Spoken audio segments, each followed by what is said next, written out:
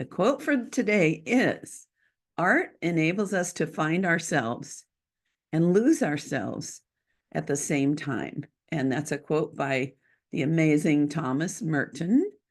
And welcome again to The Profitable Photographer with Luci Dumas. That's me.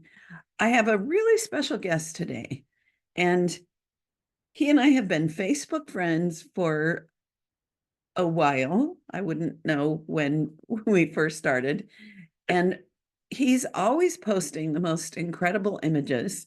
And a lot of times I'll think he's posting somebody else's because like Cartier-Bresson or some other really famous black and white portrait artist. And then I realize, oh, it's him.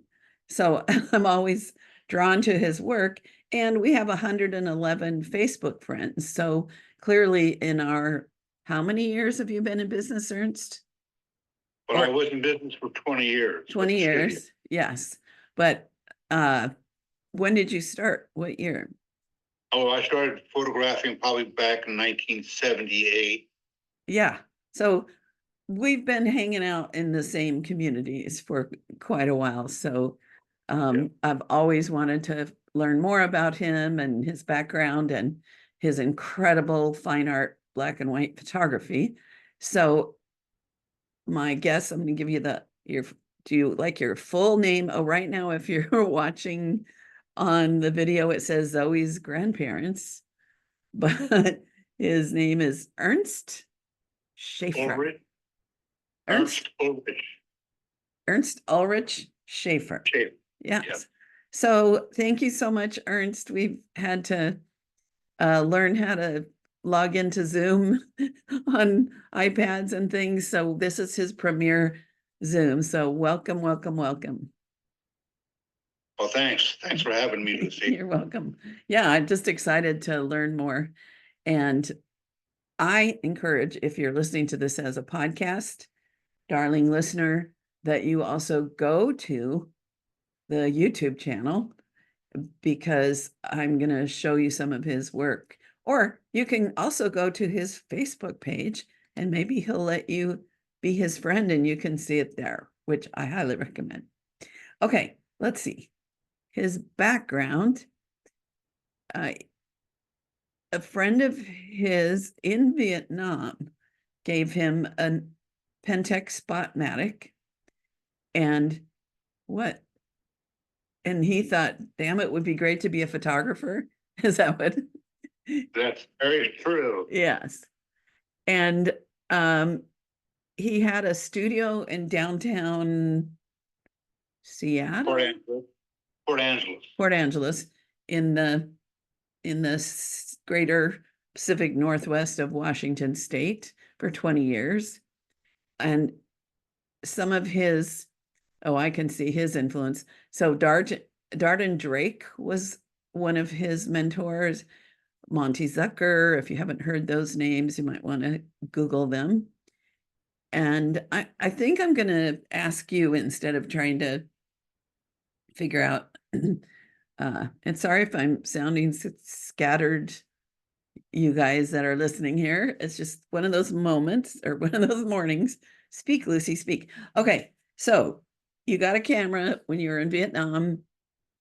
You loved photography. And then in a nutshell, what happened?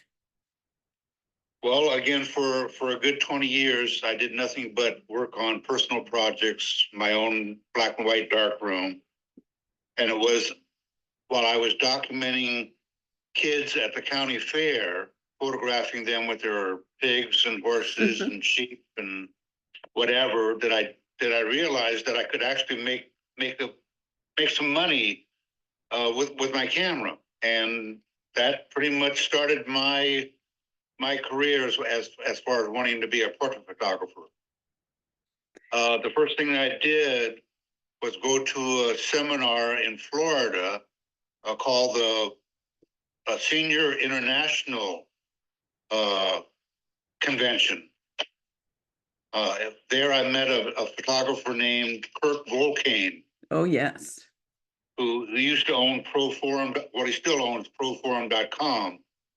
And we became very good friends, and he embraced me into the industry. Mm, And I kept on taking classes. Luckily, I was able to take a class with Monty Zucker early on, mm-hmm, and he inspired me to see for myself and to learn the ins and outs of good portrait work. mm.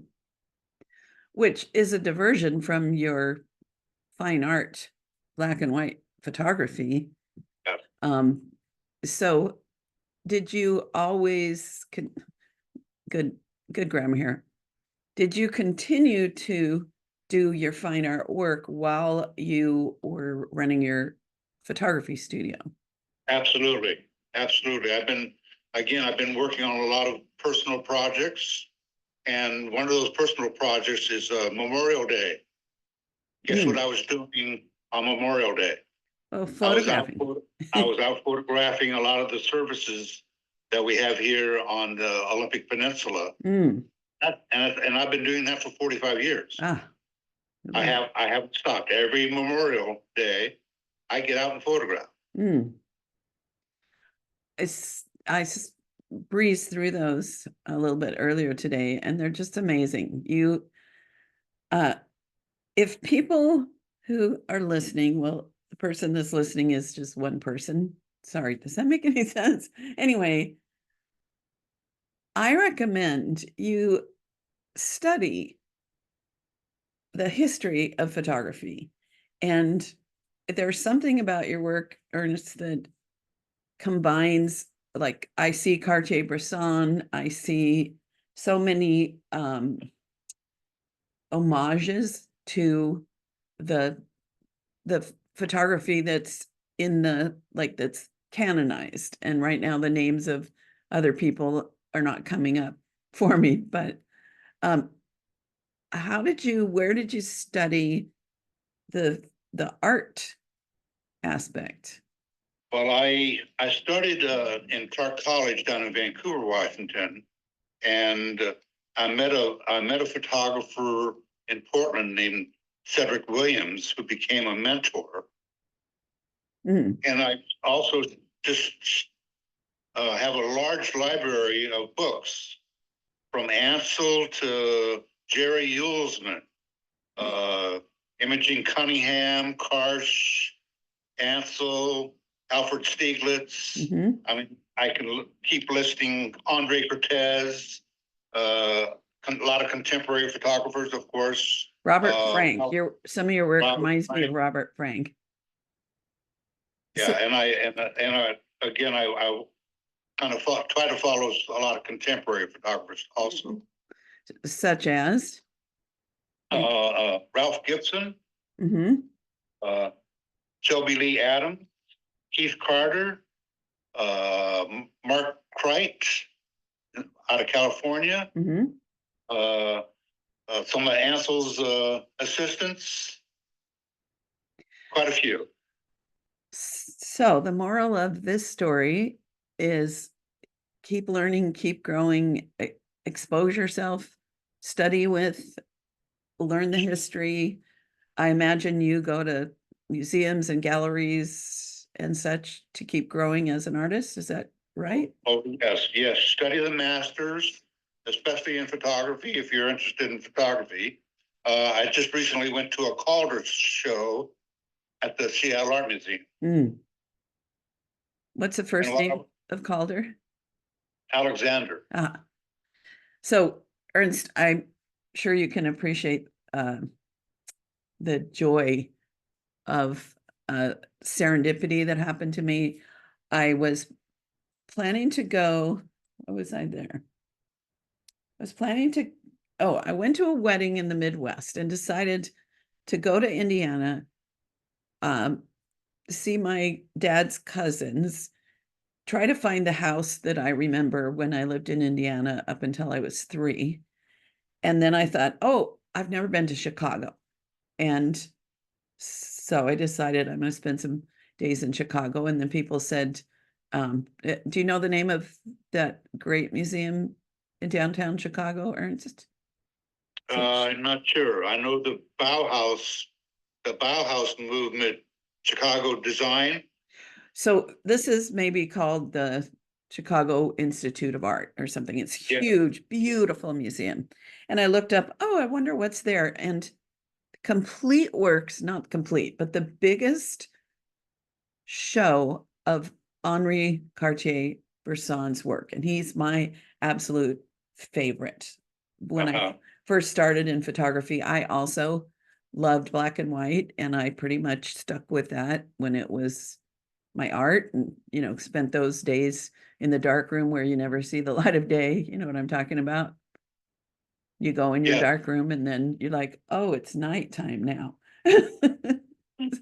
And I mean, I cried when I learned that I was going to get to see an exhibit of hundreds of Cartier-Bresson's photographs.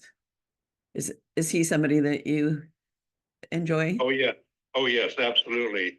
There was a gentleman named Moholy Nagy that moved from Europe to Chicago, and he was one of the teachers at the Bauhaus School in Germany.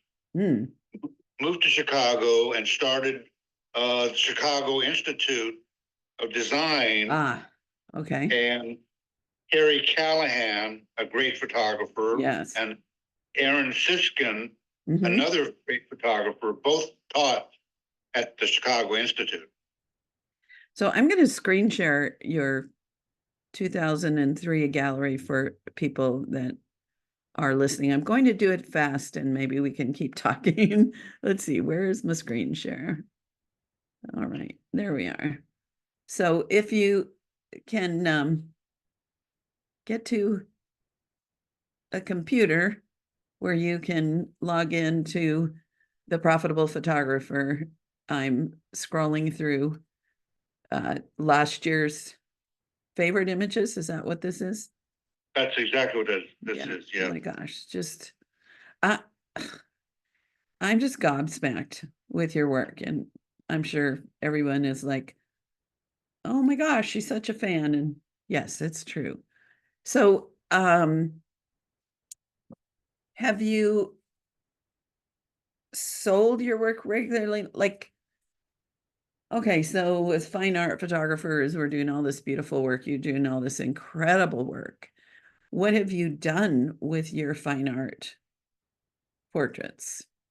We have a new venue here in Port Angeles called the Field Hall Event Center.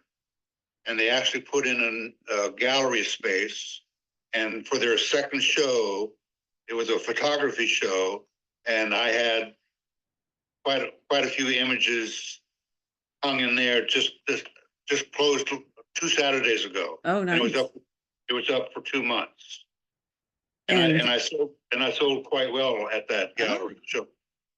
so over the years, is this something that you've done regularly? Oh, yeah. Yes. I belong to a number of photography groups and we've had, many group shows and many individual shows at different venues. And through that, you've had sales for Yes, decades and decades of your fine art. not great sales, but I have had sales, yes. Mhm. But Yeah. it wasn't like my portrait work always sold. Sure.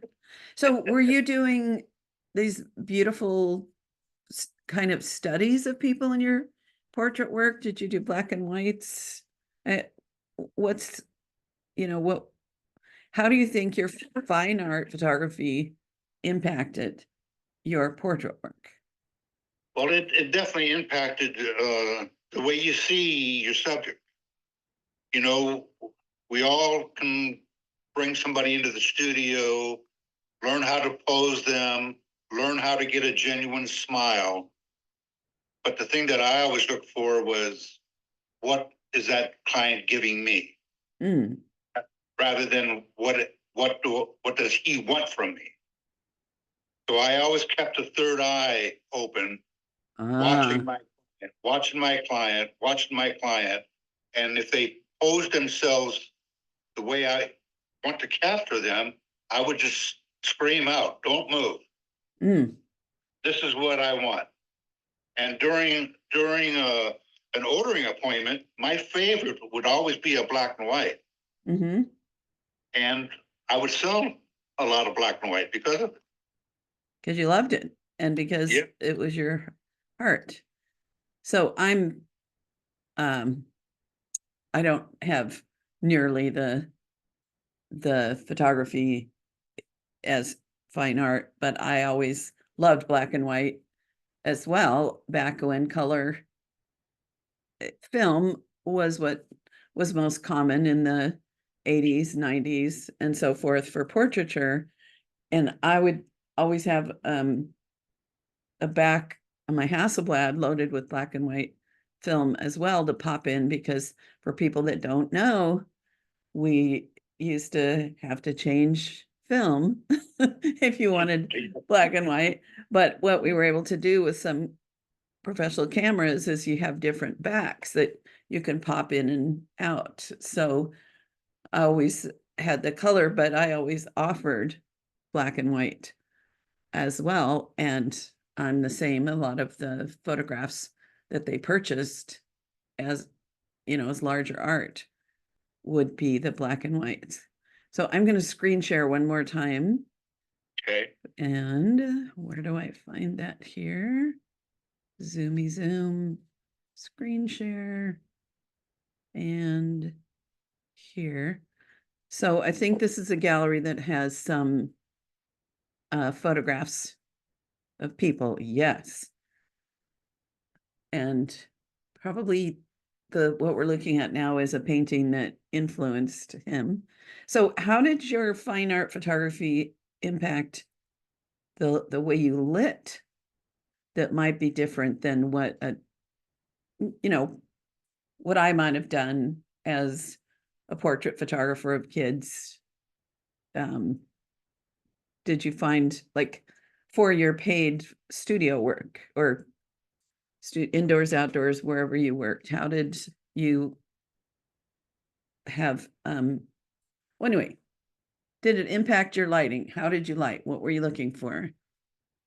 Well, I generally, and one of the things that Monty Zucker taught me right away with portraiture was turn the body away from the main light and then turn the face back to the main light, which offered a shadowed, which offered a shadowed side of the body, Mm-hmm. and then you light the face. So that those two elements, shadows and highlights, was always important to me. Mm. Do you think So, you did more dramatic lighting than other colleagues of yours? Well, I did that when they allowed me to photograph for myself. Mm-hmm. Okay. Yes, I would set a main light to the left. I would have a fill light. I would have some background lights. Mm-hmm. And generally I photographed from left to right. Mm-hmm. And I generally tried to short light the face. Yeah. But then I also learned from Dart and Drake what wonderful broad light does for a face. Mm-hmm. So it was just, once you accomplished the portraits that they wanted, if they gave me extra time, of course I was moving around my lights, trying to get a little bit more dramatic. Sure. Yeah. Did you ever take any classes from Frank Cricchio?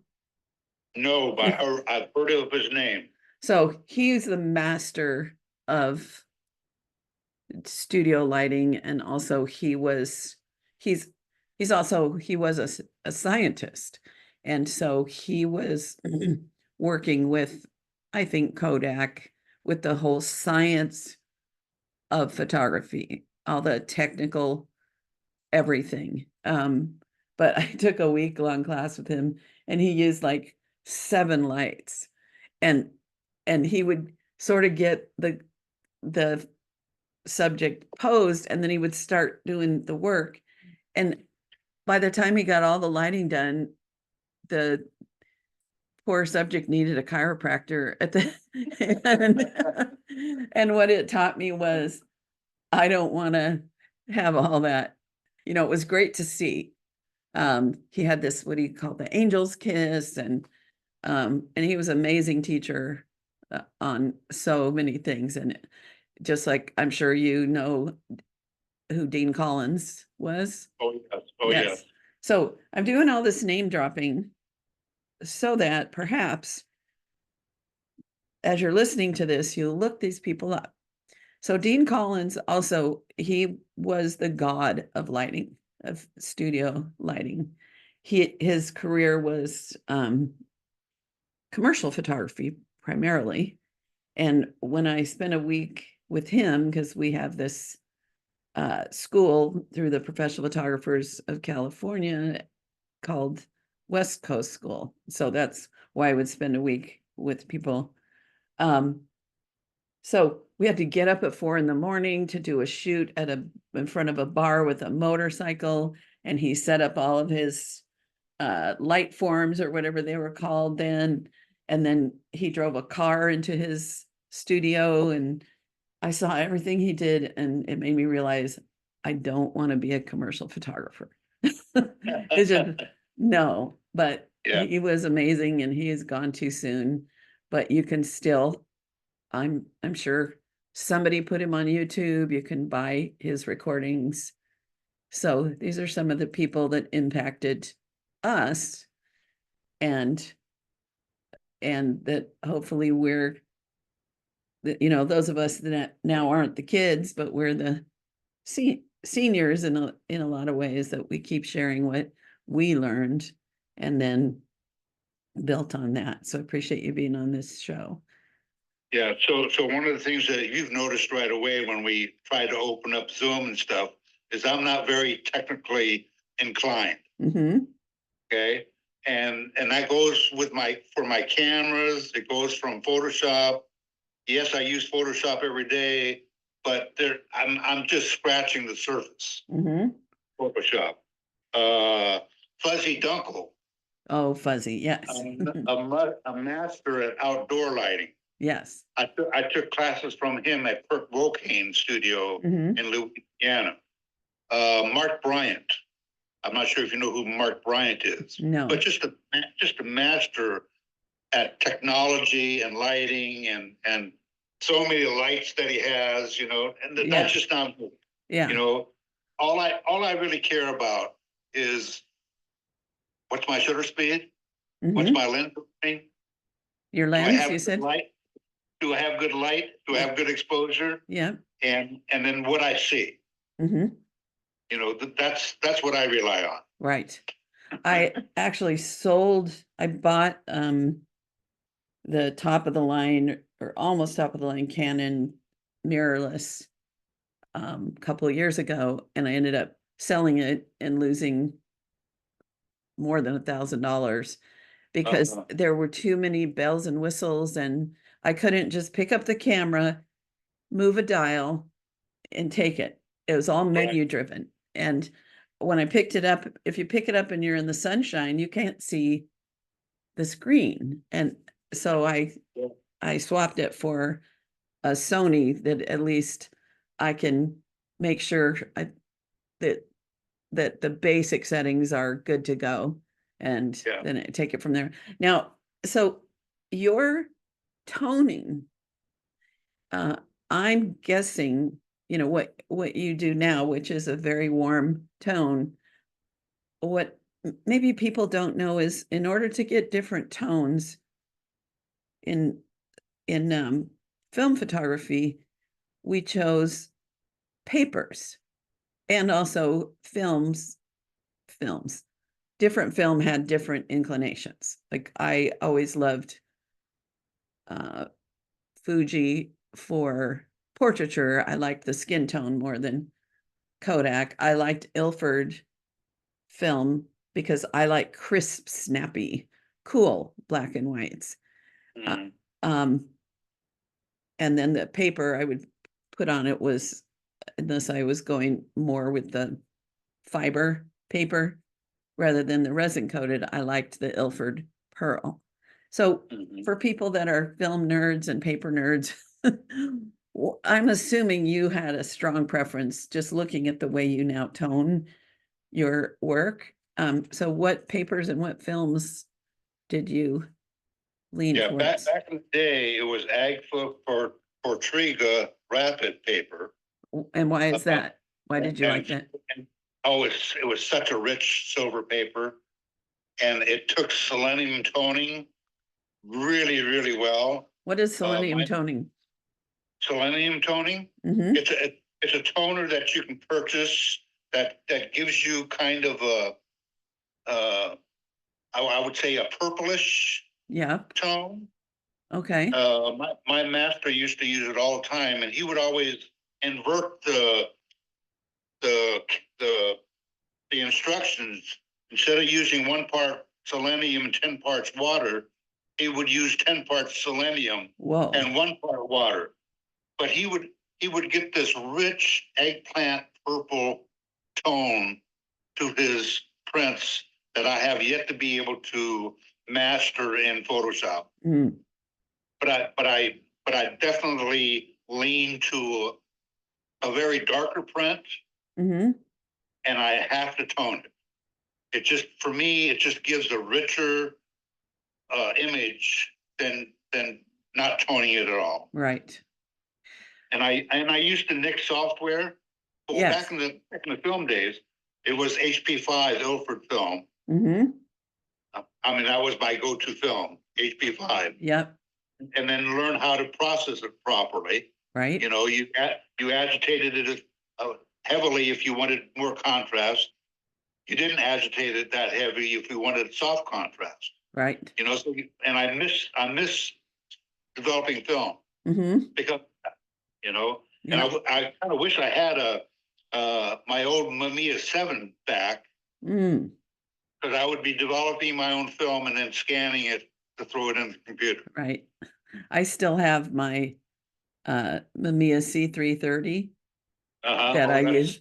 I grew up on those. It was my workhorse for weddings. And then when I purchased the Hasselblad, I was surprised at how hard it was to focus compared to the C330. I could practically focus in the dark. It was just so easy. And also you can do super close-ups. So for my candids, even though I had my beautiful Hassies, I used the C330 for the candids because it's just grab and go, and especially at receptions where it's kind of dark, or to do flowers in rings. I mean, rings and flowers. It was fun. Now it feels like carrying around 100 bricks, but I have a hard time. I sold all my Hasselblads. I got some good money so that I could get into digital. I was one of the last Right. digital photographers in California. So how was that switch for you? I assume you switched. Oh yeah, I definitely switched, and I was using the old C330s. I started with a C3 and progressed to the 330s over the years. It was funny when I bought my first digital camera. I was shooting a wedding, and I shot all the formals before the ceremony, which was very important to me. I always shoot the formals before the ceremony. Preach that. Yeah. But once I took my lights down after all the formals, I picked up this brand new digital camera, and I took my first photograph, and I looked at the LCD, and I'm going, oh my God. Yeah. I couldn't believe what I was getting with this digital camera. It was good. You liked it was it. very good. It was very good. Yeah. Oh, I was blown away. I didn't switch until the 5D Canon 5D Mark I came out, because then the it was like double the Pixels.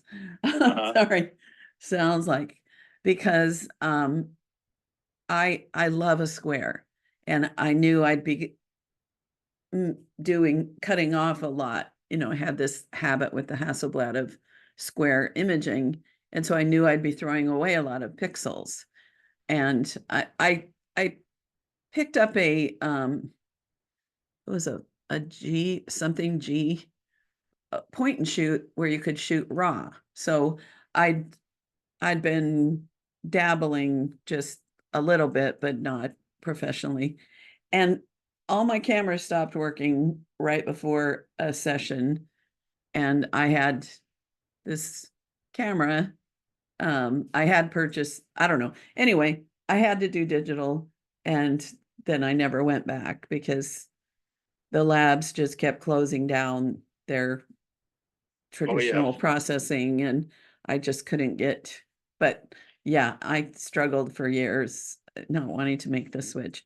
If people are listening to this podcast, you need to know that Ernst and I accidentally wore black and white shirts. He's got a plaid, or it's called buffalo plaid, and then I've got a gray and or black and white striped little top. So, and we didn't even coordinate, right? No, we didn't.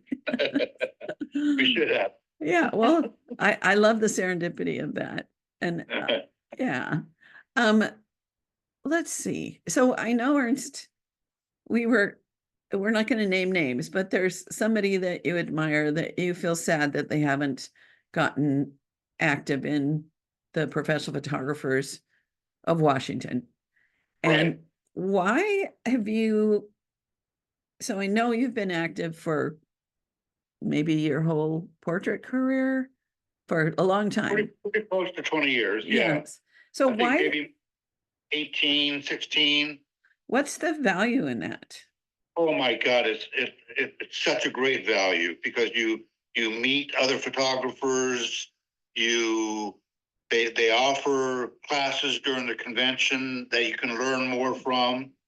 For many years, my friends at PPW urged me to enter print competition.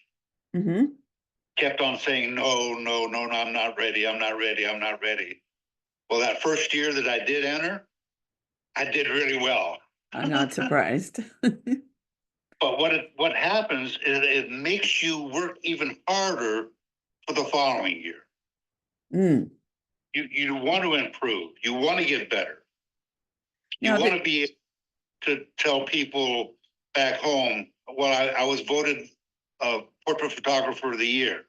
yeah, You know? just being able to say award winning, if you get an 80 on something, you're an award winning photographer, and you can discount the accomplishment, but don't because compared to the average person that's out there, and now, you know, with digital photography, there's probably 1,000 times more um, people, bad grammar, but anyway, there's so many more people saying they're professional photographers, and being able to honestly say you're award winning helps our consumer identify you as somebody that might be different, might be, you know, have a little something extra.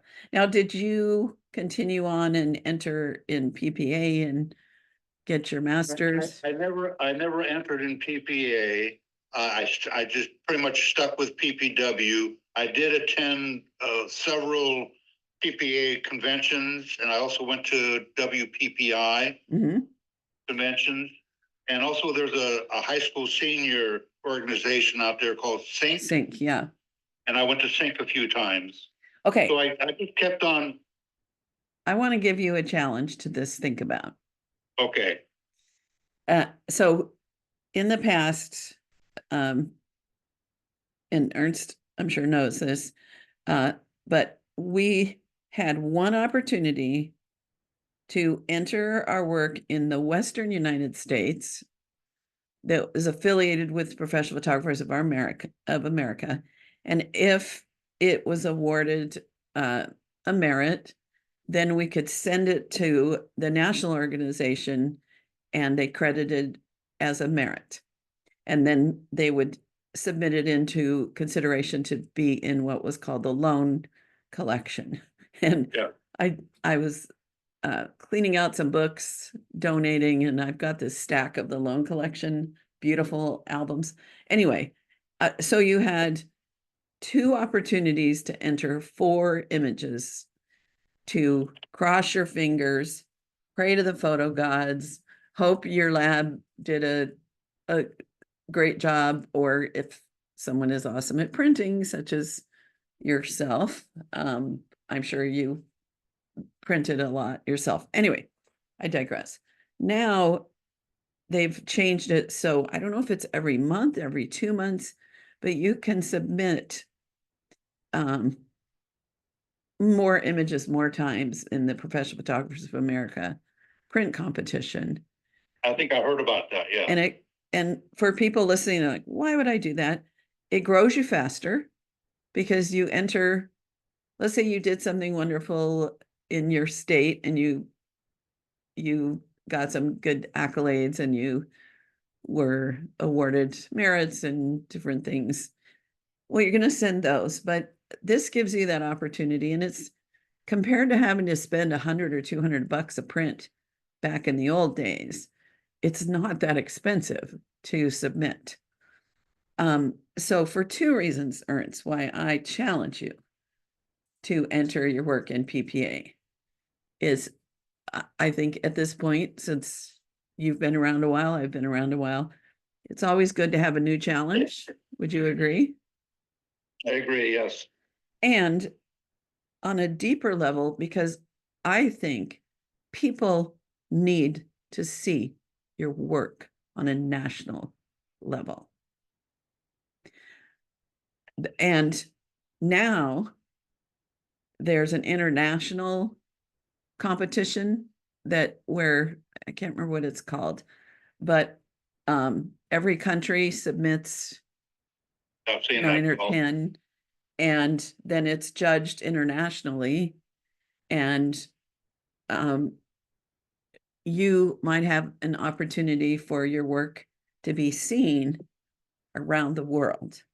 And I just feel like, Ernst, your photography, like you, I don't know what the word is, but I think before you pass on to wherever we go, you deserve to have a much bigger notoriety. And to me, that's a easy starting point. Okay. Well, I appreciate your thoughts. Yes. Luci. So, Very much so. throwing down the gauntlet challenge. Yeah. Yeah. And you also deserve to be able to put, because you are a master photographer, you just haven't done the paperwork basically, because Right. you're going to submit your work and it's going to get the scores, and then you're eventually going to have enough merits to get your master's. And it's a wonderful feeling to achieve that. And when you do that, if you accept my challenge and you go to the national convention, it's one of the highlights of my life. We walking the stage, and then what used to happen, we used to have a dinner, and when all the award winners came in the room to sit down for dinner, there was a bridge, and crossing over that bridge, and even now when they do the charge, it's called the charge for new masters, and then the current masters stand up and repeat the charge as well. I still get tears in my eyes. So I want the world to see your work in a bigger way. And Well, thanks. and maybe this will be the start of you. I'm sure you've done some teaching. A little bit, yeah. Yeah, so maybe it'll spark, because one of my big regrets is, and I think we might have talked about this a couple of weeks ago when we first set this up. Now that I have this podcast, I so wish that some of my mentors were still around so I could have conversations like this that would live on to the future. And so Zoe's grandpa, I just feel like you've got so much. Anyway, I'm just a huge fan, and talking to you today, I'm even a huger fan. And Well, thanks. yeah, and maybe So another person that really influenced me a lot, and a PPW member, And somebody that always showed up during the conventions was Ken Whitmire, Mhm. Mr. Wall Portrait. Yes. So And I, after studying with him, I created a new business card, and the only thing on the front of it said Master Wall Portrait Artist. mm, And all the other information that somebody needed was on the backside. nice, nice. And I still have those in my wallet. So that's great. So Ernst, of the 200 and I don't know, this is going to be 259, 260 episodes, I've probably mentioned Ken Whitmire more than anybody else. Right? And I've had several people on the show that I made friends with when I attended his last 5 wall portrait conferences. He had this way of, even though he wasn't a warm, fuzzy guy, he had this way of connecting all of us on a deeper level than when you normally go to a week-long class. So yeah. I mean, he wasn't very warm and fuzzy, like you said, but he had a way of connecting with everybody that he came in contact with. I'll never forget his hugs, because they're like pat, pat, and he laughs. It's hard for him to just hug, but it's unique. And at 85, he was climbing up on a ladder in a vineyard, photographing a family. He loved this. So it's never too late. You're young compared to him. We're young. Oh yeah. I mean, did you ever teach? Like, I could see you doing a week-long class at West Coast School or things like that. I've done a number of classes at PPW for them, and then I've done some stuff around here to try and help photographers along. Yeah. I should figure out how to get you down to San Diego. So, and where do you live now? In Port Angeles. Oh, West of Seattle. West of Seattle. Yeah, where the ferry is to go over to Victoria. Yeah, I've been there. Yeah. Oh, have you? Yeah, a couple times. Yeah, we've been here since '89. So when I was flying home from Alaska, it was a beautiful day, and I had the left side of the plane, and when we came to the Olympic Peninsula, I could not believe the mountain peaks and the snow, and that it looked just like Alaska there. So I planned a trip, and I went up that road. Hurricane Ridge? Yes, 3 times before I actually saw anything. The first 2, I was fogged out, rained out, spectacular. My my brother-in-law is it Squim? Is that where the lavender fields are? He's loving life, living there. What else was I going to say about that? Oh, this is just a little, maybe inspire somebody. I was photographing an extended family in San Diego, and they said, our brother isn't going to be able to be here. Is there any chance that if he comes to town another time, you could photograph him and then you could put him in the group? And I said, sure, we can figure that out. Where does he live? Well, he lived in Squim, and I was going to be there a month later. So I booked a hotel. I studied it very carefully to find a hotel that had the right kind of windows and things. It was pouring down rain outside, but I managed to pose him and light him with window light so exactly like I did this family in Balboa Park using natural light. And you can't tell. I did a great job on this. So that's a fun thing about digital, is we can do now with AI. I probably could have said, put this guy in this thing and light him the same, and it might have just been boom, boom, boom, boom, boom. Probably would have, yeah. But I wouldn't have been as proud of it. So, No, well, Ernst, oh, this has been such a fun conversation. I hope people have gotten a lot out of just learning more about someone that's been in this as a career and an art for decades. And I gotta sneeze here. So I gotta pause because I have to seriously sneeze. bless you, Sneeze. bless you. There was no avoiding it. Usually I sneeze twice, one for each side, but this time it was only one good one. So if people want to get in touch with you or see more of your work or just connect, where would they go? Either Facebook or Instagram. Ah, I get on Instagram every once in a while, but I pretty much hang out in Facebook. yeah, yeah. And so what would be a parting thought that you would like to share? Like, what's a truth or what's a bit of wisdom? Well, for any beginning photographer that wants to be a portrait photographer, join your state organization,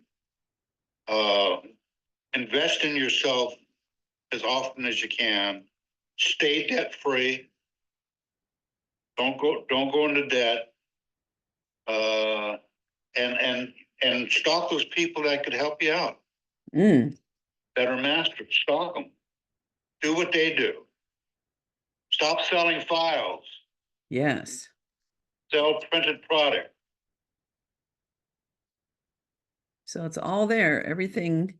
Now, sometimes we need to have some debt or some money to start a business. It takes, like, you gotta, there's some strategic things, but I agree with you about as little debt as possible. Yeah, take small steps. Take small steps because they turn into large strides. Yeah, yeah, It takes time. It doesn't happen overnight. right, right. And you gotta. And this is not a hobby. If you're in business, Right. you're in business to make a profit. Mm-hmm. So I'm going to ask you an alternate question because I found that because I started out, like, your personal work has a lot of the flavor of what mine was. And if I'd really continued to deeply advance my personal work, I don't know what am I trying to say? I got kind of PPAized, meaning, doing commercial photography work for portraits and weddings that would sell. And so I wonder if I'd never done that, what my own personal work would look like. And you've continued to pursue your personal work while doing the other. So do you have any tips or encouragement for people to keep growing as not the business? Does that make sense? Yeah, it does make sense. And you just have to follow. You just have to follow your gut, follow your heart, and explore the things that you love. Mm, I love the history of photography. So I love going out and capturing the history that my community gives. mm-hmm. That's just one of part of my personal, photography Right. is documenting, like, Memorial Day, Mm-hmm. 4th of July, Americana. Right. I love tables and chairs. I'm Mm, always looking for bicycles. mm-hmm. So just grab onto those things that really capture attention and explore it to the 100th degree. I love it. Yeah, I think there's something about black and white also that creates a different kind of vision of what we're doing. And because your work, a lot of it would be great in color, but there's something about how it turns out in black and white, and probably what you decide to photograph when you're pondering that this is probably going to be black and white. You have a different sensitivity. Would you agree with that? Oh, yes, absolutely. Yeah. And when you're shooting in black and white, you're shooting an abstract because you're Mm, taking away that color. And what does color do? Color slaps you in the face when you first look at it. right. To where a black and white photograph, you actually start noticing the tones Hmm. and the light a lot more. Right. Yeah, when this photography was my art and not a business, I decided I was only going to photograph black and white until I felt like I understood it, and then learn why I would add color. Mm-hmm. That I learned about tones and mood and color harmonies and all of those things, so that then I could add color in, as even in that, I love you saying that, the abstract, that I would know, like right now I'm looking out of my window at a pomegranate tree that has lots of little red flowers, red, orange. Well, that's opposites on the color wheel, the green and red.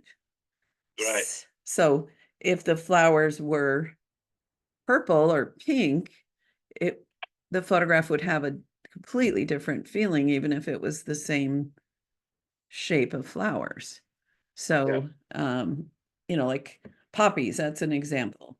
The red poppies in Europe compared to the yellow poppies in California, the impact, even looking at a field of the red poppies against the green, has a different feel than the yellow poppies. So that was something, just my own decision, that also going to museums and analyzing, well, why did they pick those tones and what are the undertones?